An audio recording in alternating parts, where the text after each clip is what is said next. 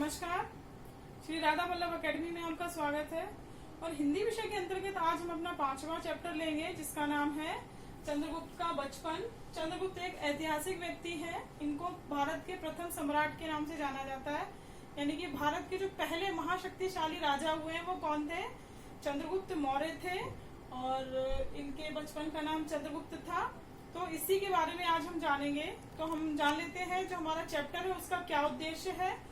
तो चैप्टर का मुख्य उद्देश्य है आपको ये बताना कि हमारा लक्ष्य हमेशा ऊंचा होना चाहिए। ऊंचा होने से मतलब है कि जब आप जीवन में सफलता प्राप्त करना चाहते हैं तो हमेशा ही अपने लक्ष्य को ऊंचा बनाएंगे तो सफलता आपको जरूर मिलेगी। तो इससे पहले कि मैं पाठ का वाचन करूं, आप थोड़े से शब्दार्थों के बारे में जान लीजिए। तो हमारा पहला शब्द है कुटुंब। कुटुंब का मतलब है परिवार। कष्ट यानी कि दुख। शलाका मतलब लोहे की छड़। आतंक यानी कि डर। लोहे की छड़ से मतलब है लोहे की रॉड। मुक्ति यानी आजादी। सगर्व यानी प्राउड, प्राउड के साथ में। अत्याचार, जुल्म। विनोद, मजाक। कौतूहल मतलब जानने की इच्छा। अब मैं पाठ का वाचन स्टार्ट करूंगी, आप लोग अपनी बुक्स लेकर आ जाइए और जो भी डिफिकल्ट वर्ड्स हो उनको अंडरलाइन कर लीजिए और सैटरडे के डाउट क्लास में हम उसको क्लियर कर देंगे। ठीक है, चलिए। पाटलिपुत्र में मौर्य सेनापति का साधारण सा घर था। सम्राट महापद्म नंद के अत्याचार से मगध कांप रहा था। मौर्य सेनापति के बंदी हो जाने के कारण उनके कुटुंब का जीवन बड़े कष्ट से बीत रहा था। इसमें वर्ड आया है पाटलिपुत्र। पाटलिपुत्र जो है आजकल हम जिसको पटना के नाम से जानते हैं। पटना यानी कि कैपिटल ऑफ बिहार। बिहार की कैपिटल है पटना। और ये प्राचीन काल में इसको पाटलिपुत्र के नाम से जानते थे। और ये किसकी राजधानी थी, यानी किसकी कैपिटल थी? ये एक मगध राज्य था उस समय पर। मगध राज्य जो हमने अभी सुना, जो राजा था महापद्म नंद, ये वहां का शासक था। कहाँ का? मगध का। और मगध की राजधानी क्या थी? पाटलिपुत्र। पाटलिपुत्र यानी कि आधुनिक पटना। एक बालक उसी घर के सामने खेल रहा था। कई लड़के उसकी प्रजा बने थे और वह राजा बना था। उन्हीं लड़कों में से वह किसी को घोड़ा और किसी को हाथी बनाकर चढ़ता, राजा की तरह दंड तथा पुरस्कार देने का भी अभिनय करता। यानी कि जो सेनापति थे मगध के, जो बहुत कष्टों से उनका जीवन बीत रहा था, तो उन्हीं के घर के सामने एक बालक खेल रहा था। वो क्या कर रहा था, उन्हें जो उसके दोस्त थे उनमें से किसी को क्या बोलते हैं, घोड़ा बनाकर उसके ऊपर चढ़ जाता, तो कभी हाथी बनाकर, है ना। तो बिल्कुल राजा की तरह बिहेव कर रहा था, यानी कि वो न्याय भी कर रहा था और दंड भी दे रहा था। उसी ओर से एक ब्राह्मण जा रहे थे। उनका नाम था चाणक्य। वे बड़े बुद्धिमान थे। उन्होंने बालक की राजक्रीड़ा बड़े ध्यान से देखी। उनके मन में कौतूहल भी हुआ और कुछ विनोद भी सूझा। उन्होंने ठीक ब्राह्मण की तरह उस बालक के पास जाकर याचना की कि राजन, मुझे पीने के लिए गऊ का दूध चाहिए। यानी कि जब वो बच्चे खेल रहे थे तो एक ब्राह्मण वहां से गुजरे, है ना, पंडित वहां से गुजरे। तो उन्होंने देखा कि बच्चा खेल रहा है, तो मुझे क्या करना चाहिए, क्यों ना उस बच्चे के साथ थोड़ा सा मजाक करूं।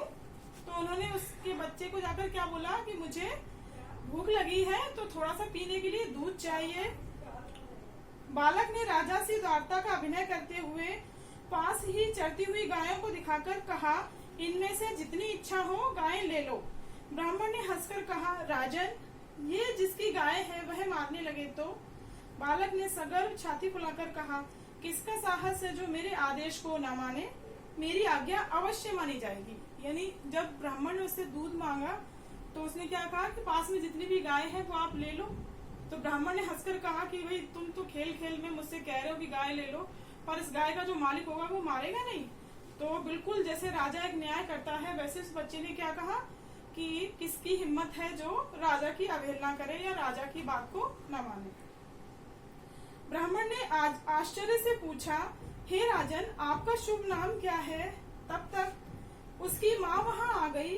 ब्राह्मण से हाथ जोड़कर बोली, हे महाराज, यह बड़ा शरारती बालक है, इसके किसी अपराध पर ध्यान न दीजिएगा। ब्राह्मण ने कहा, कोई चिंता नहीं है, यह बड़ा होनहार बालक है, इसकी मानसिक उन्नति के लिए तुम इसे किसी प्रकार के राजकुल में भेजा करो। यानी जब उस बच्चे की यानी चंद्रगुप्त की माँ वहां पर आ गई तो उन्होंने ब्राह्मण से कहा कि भाई इसको माफ कर दो, शरारती बालक है। तो उन्होंने कहा कि बालक बहुत होनहार है, इसके अंतर्गत इसकी जो है मेंटल एबिलिटी यानी कि मानसिक बुद्धि बहुत तेज है, तो इसको किसी राजकुल में भेजा करो। राजकुल का मतलब है पहले जो राजा महाराजा लोग होते थे उनके जो बच्चे वहां पर पढ़ने जाते थे, यानी जो स्कूल होता था या विद्यालय होता था उसको हम राजकुल बोलते हैं, वहां पर उसको भेजा करो। उसकी माँ रोने लगी और बोली, राजा, हम लोगों को राजा ने दंडित किया है, मेरा पति राजा की आज्ञा से बंदी बना लिए गए हैं।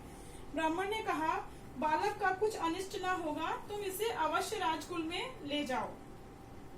इतना कहकर बालक को आशीर्वाद देकर ब्राह्मण वहां से चले गए।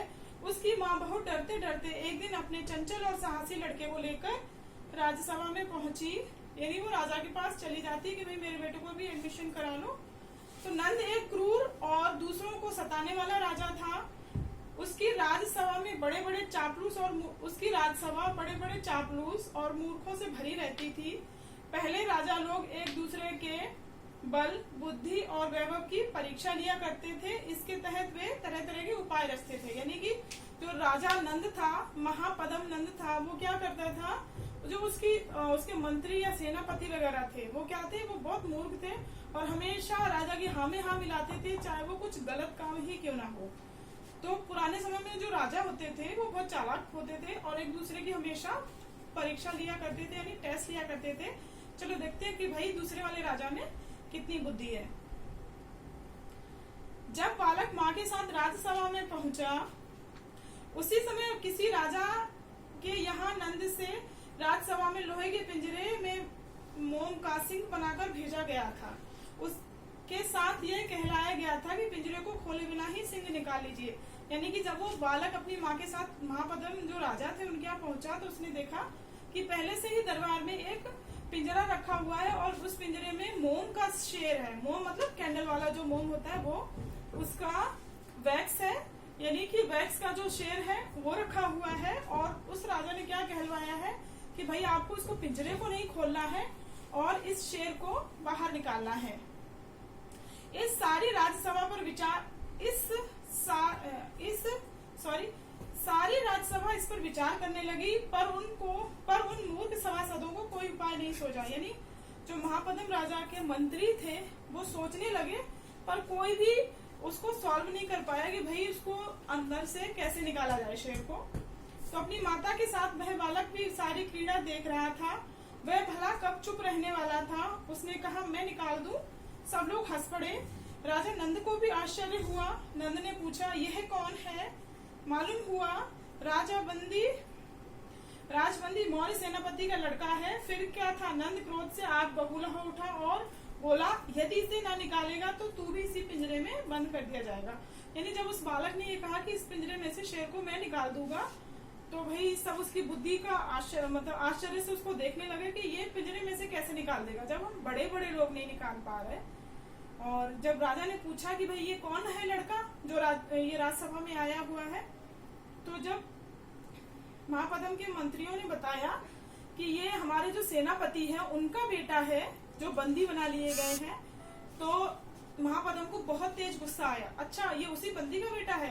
तो उसने क्या कहा, गुस्से से आग बबूला होकर कहा कि अगर ये लड़का इस पिंजरे में से शेर को नहीं निकाल पाता है तो साथ ही शेर के साथ में किसको, इस बालक को भी उसी पिंजरे में बंद कर दिया जाए।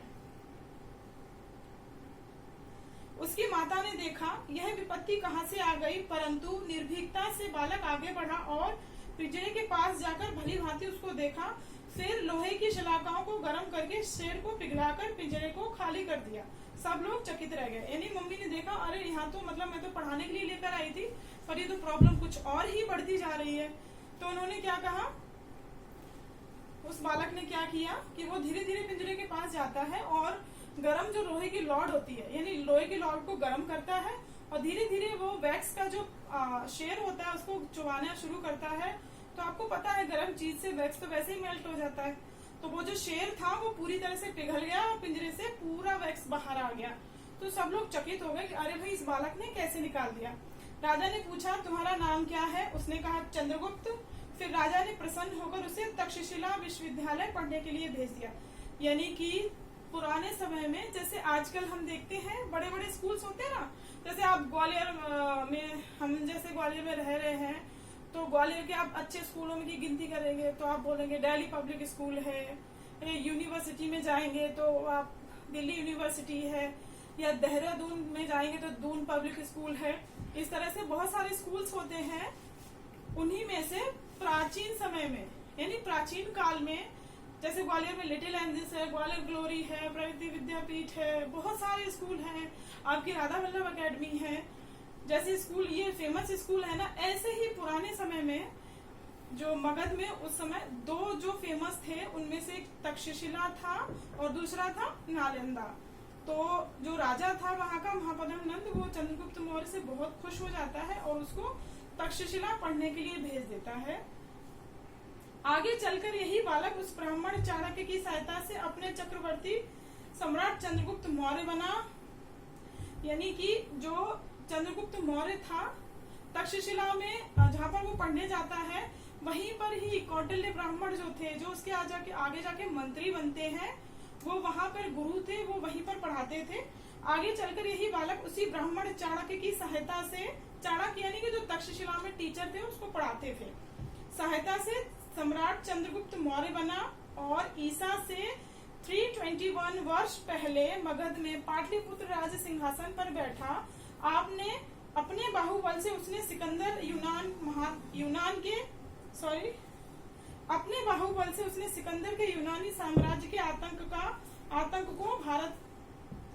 से भारत को मुक्ति दिलाई। यानी कि ये जो बालक तक्षशिला पढ़ने के लिए भेजा गया था, यही बालक था जो आगे चलकर चंद्रगुप्त मौर्य के नाम से जाना गया। और इसने ही 321 ईसापुर का मतलब होता है जब आपको पता है कि सन स्टार्ट होती हैं, जैसे लाइक 1 2 3 4 5, तो जब 1 2 3 4 5 सब सालें शुरू हुई थी उससे पहले जो ईयर हुआ करते थे यानी बिफोर क्राइस्ट, है ना। और एडी को बोलते हैं अपन आफ्टर दैट। तो क्या होता है, जो पहले की सालें होती थी वो उल्टी काउंट करते थे, यानी इसको हम इसलिए बोलते हैं, जो ईसा मसीह थे हमारे, ऐसा बोलते हैं कि ईसा मसीह के जन्म से पहले, यानी जब उनका जन्म नहीं हुआ था उससे पहले के जितने भी ईयर काउंट किए जाते थे उनको उल्टा पढ़ते थे। लाइक 500, फिर उसके बाद 499, 498, 497, 496, इस तरह से। जब ईसा मसीह का जन्म हो जाता है उसके बाद में हम सालों को सीधा पढ़ना काउंटिंग शुरू करते हैं, रोमन अंक जो होते हैं ना 1 2 3 4 5 इस तरह से।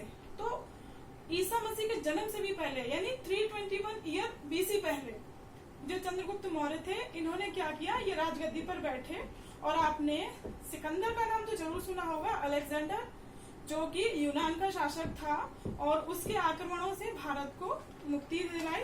तो इससे पता चलता है कि अगर आप अपने लक्ष्यों को ऊंचा करके चलते हैं तो क्या होता है, आप कठिन से कठिन परेशानियों को भी बहुत चुटकियों में हल कर लेते हैं और अपनी मेहनत से जो चाहे वो सफलता प्राप्त कर सकते हैं। तो मुझे लगता है कि आज की कहानी आपको अच्छी लगी होगी। आप इसको 2 से 3 बार जरूर पढ़िएगा और जब भी कोई दिक्कत आती है तो हमसे सैटरडे की क्लास में पूछ लीजिएगा। क्लास हम अपनी यही समाप्त करते हैं। नमस्कार।